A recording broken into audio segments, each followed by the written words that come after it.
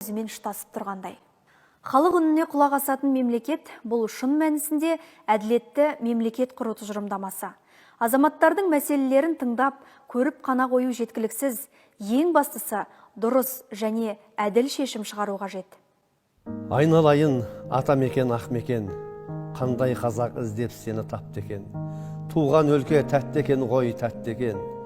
Ақиық ақынның асқақ жырына арқау болған атамекенімізді, туған отанымызды сүю, оның өркендеуіне үлес қосып, әрбір түйір тасы мен қасиетті топырағын қастерлеу, және осы елде тұратын барша Қазақстан халқына адал қызмет ету әрқайсымыздың азаматтық борышымыз.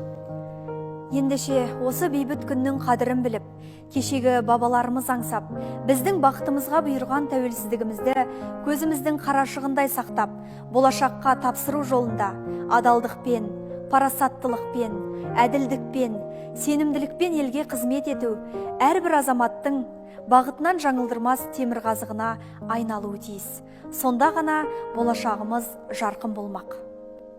Жол қайда ақиқатқа апаратын, ел қайда ақиқат деп аталатын, алаяқ арамзалар айлагерлер, аяғы көктен келіп маталатын.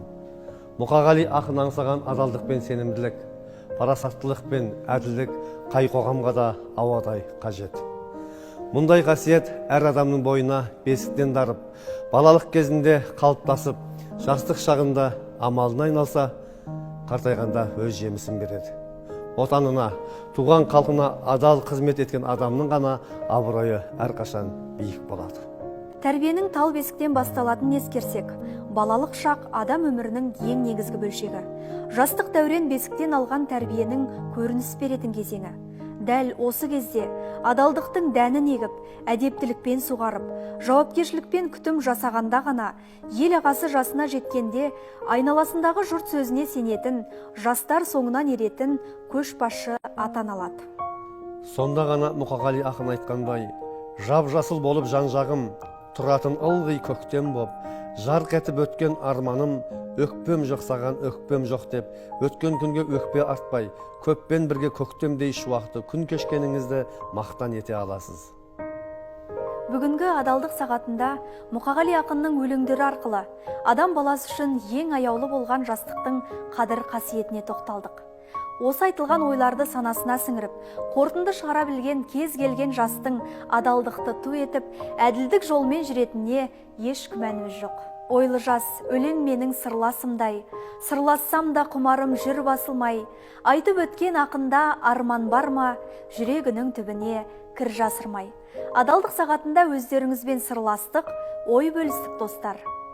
Алдыңғы толқын аға буын қай кезеңде болмасын, жастарға үлкен сеніммен қарайды және зор үміт артады. Бүгінгі адалдық сағатын мемлекет басшысы Қасым-Жомарт Кемелұлы Тоқаевтың мына сөзімен аяқтаймыз. Тәуелсіздігімізді нығайтып, елімізді одан ары өркендету қазіргі ұрпақтың қасиетті борышы. Сондықтан біз сіздерге зор үміт артамыз. Мемлекетіміздің келешегі өздеріңіз. Мен барша жастарды мақтан тұтамын.